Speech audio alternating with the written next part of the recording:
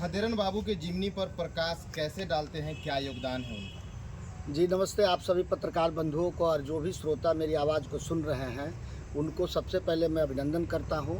और 10 अक्टूबर को खदेरन बाबू का 125वां जयंती है।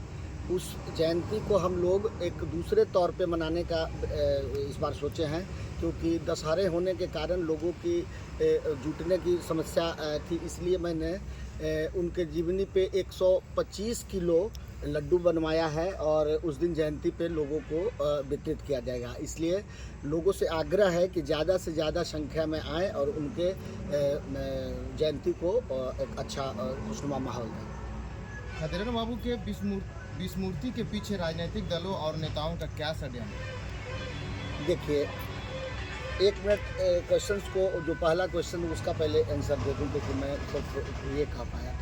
खदेरन बाबू के संक्षिप्त में जीवनी बता देता हूँ। बेहद गरीब परिवार से गोरखड़ी में जन्म लिए। उनके माता पिता की मृत्यु बचपन में ही हो गई। वो ननिहाल में पाले पोसे गए। किसी तरह पढ़ाई करते हुए उन्होंने एक कॉलेजिएट स्कूल में शिक्षक की नौकरी की। स्वामी सहजानंद सरस्वती जी के संपर्क में आने पर उन्होंने लॉ की पढ़ाई किया और बिहार में हो रहे किसान मजदूर के आंदोलन में जिनको मुजरिम बनाया गया था उनका उन्होंने केस लड़ा।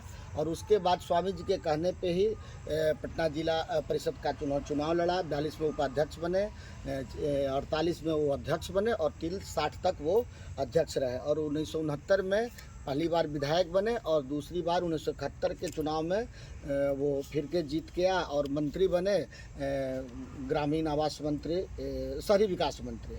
और 74 में उनको हार्ट अटैक से मृत्यु हो गई। उनका संक्षिप्त जीवनी यही है।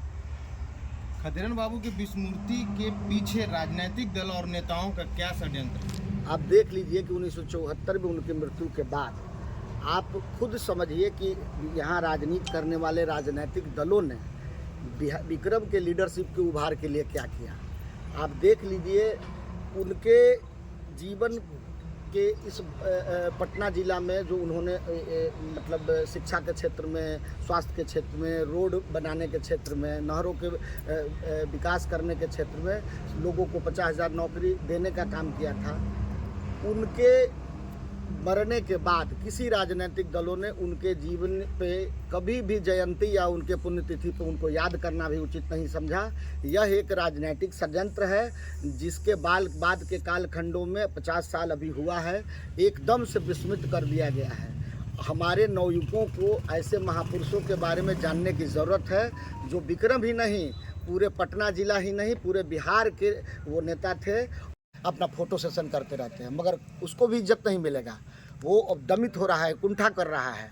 और इसी तरह से बहुत लड़के हैं हमारे यहाँ का, भी 2-3 लड़के थे।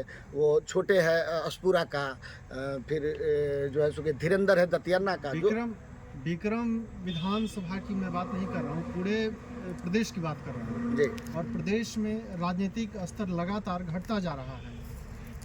इसके पीछे आप इसका बारे में आप क्या कहेंगे? देखिए, एक सीओ टाइप कंपनी की तरह राजनीतिक दलों को चलाया जा रहा है। उसमें एक आदमी बैठा है, उसको लीडरशिप से मतलब नहीं है, उसको अन्य चीज़ों से मतलब है। कौन बाहुबल वाला है, कौन पैसा वाला है, कौन उसको चापलूसी उसका कर सकता है, इस आधार पर नेताओं का चयन हो रहा है। इस आधार पर चयन नहीं हो रहा है कि आप जनता के कितने करीब है, आप जितने जनता के बीच में आप कितना काम करते हैं, लोगों के लिए कितना सुलभ है, इस तरह की चीज़ों को नहीं देखा जा रहा है। और धीरे धीरे हुआ भी कि जनता भी उस मोनोपोली में बह गई है। जनता भी उसी तरह के नेता को धीरे धीरे चाहने लगी है जो उसको तत्काल कोई सुविधा प्रदान कर दे, कुछ रिश्वत दे दे। और इस तरह के चीज़ों में जाते जाते सार्वजनिक चीज़ों का हराश हो गया।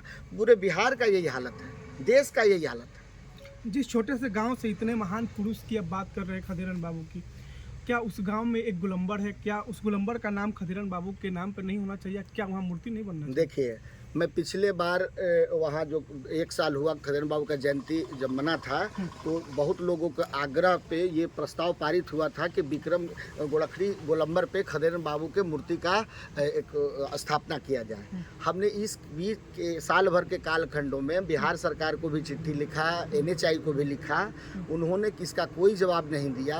अब NHI का रूल है कि उसके किसी भी परिसर को आप उसके इजाज़त के बगैर उसका उपयोग नहीं कर सकते हैं। हाँ, नगर परिषद क्षेत्र में अगर आता है तो उसको सौंदर्यीकरण नगर परिषद वाले कर सकते हैं। मैं यही देख रहा था कि साल भर से जो विक्रम की राजनीति करते हैं वो इस बारे में कभी कोई चर्चा नहीं किए। सरकार में बैठे हुए लोग, आज जदयू भाजपा की सरकार है, विक्रम से बहुत लोग सरकार के गुणगान के लिए और टीवी मीडिया में प्रचार के लिए जाते हैं, मगर कभी भी विक्रम में खदेरन बाबू के मूर्ति बनाने के लिए उन्होंने कोई प्रयास नहीं किया।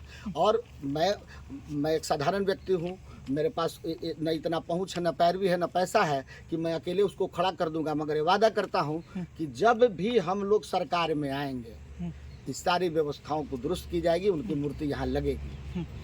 गुड्डू भैया, लास्ट क्वेश्चन है, खदेरन बाबू की जयंती को लेकर क्या आप अपना राजनीतिक गलियारे पर चेहरा तो नहीं चमकाना चाहते? अब देखिए, ये प्रश्न आप लोगों पे छोड़ देते हैं। हमको उस बार भी बोले थे, इस बार भी बोल रहे हैं कि हम राजनीति से बहुत दूर। देखिए, एक CEO टाइप की कंपनी की तरह राजनीतिक दलों को चलाया जा रहा है। उसमें एक आदमी बैठा है, उसको लीडरशिप से मतलब नहीं है, उसको अन्य चीज़ों से मतलब है। कौन बाहुबल वाला है, कौन पैसा वाला है, कौन उसको चापलूसी उसका कर सकता है, इस आधार पर नेताओं का चयन हो रहा है। इस आधार पर चयन नहीं हो रहा है कि आप जनता के कितने करीब है, आप जितने जनता के बीच में आप कितना काम करते हैं, लोगों के लिए कितना सुलभ है, इस तरह की चीज़ों को नहीं देखा जा रहा है। और धीरे धीरे हुआ भी कि जनता भी उस मोनोपोली में बह गई है। जनता भी उसी तरह के नेता को धीरे धीरे चाहने लगी है जो उसको तत्काल कोई सुविधा प्रदान कर दे, कुछ रिश्वत दे दे, और इस तरह के चीज़ों में जाते जाते सार्वजनिक चीज़ों का हराश हो गया। पूरे बिहार का यही हालत है, देश का यही हालत है। जिस छोटे से गांव से इतने महान पुरुष की अब बात कर रहे हैं खदेरन बाबू की, क्या उस गांव में एक गोलंबर है? क्या उस गोलंबर का नाम खदेरन बाबू के नाम पर नहीं होना चाहिए? क्या वहाँ मूर्ति नहीं बनना चाहिए? देखिए, मैं पिछले बार वहाँ जो 1 साल हुआ खदेरन बाबू का जयंती जब मना था, तो बहुत लोगों के आग्रह पे ये प्रस्ताव पारित हुआ था कि विक्रम गोलखड़ी गोलंबर पे खदेरन बाबू के मूर्ति का एक स्थापना किया जाए। हमने इस बीच के साल भर के कालखंडों में बिहार सरकार को भी चिट्ठी लिखा, NHI को भी लिखा, उन्होंने किसका कोई जवाब नहीं दिया। अब NHI का रूल है कि उसके किसी भी परिसर को आप उसके इजाज़त के बगैर उसका उपयोग नहीं कर सकते हैं। हाँ, नगर परिषद क्षेत्र में अगर आता है तो उसको सौंदर्यीकरण नगर परिषद वाले कर सकते हैं। मैं यही देख रहा था कि साल भर से जो विक्रम की राजनीति करते हैं वो इस बारे में कभी कोई चर्चा नहीं किए। सरकार में बैठे हुए लोग, आज जदयू भाजपा की सरकार है, विक्रम से बहुत लोग सरकार के गुणगान के लिए और टीवी मीडिया में प्रचार के लिए जाते हैं, मगर कभी भी विक्रम में खदेरन बाबू के मूर्ति बनाने के लिए उन्होंने कोई प्रयास नहीं किया। और मैं एक साधारण व्यक्ति हूँ, मेरे पास न इतना पहुँच है, न पैरवी है, न पैसा है कि मैं अकेले उसको खड़ा कर दूंगा, मगर ये वादा करता हूँ कि जब भी हम लोग सरकार में आएंगे इस सारी व्यवस्थाओं को दुरुस्त की जाएगी, उनकी मूर्ति यहाँ लगेगी।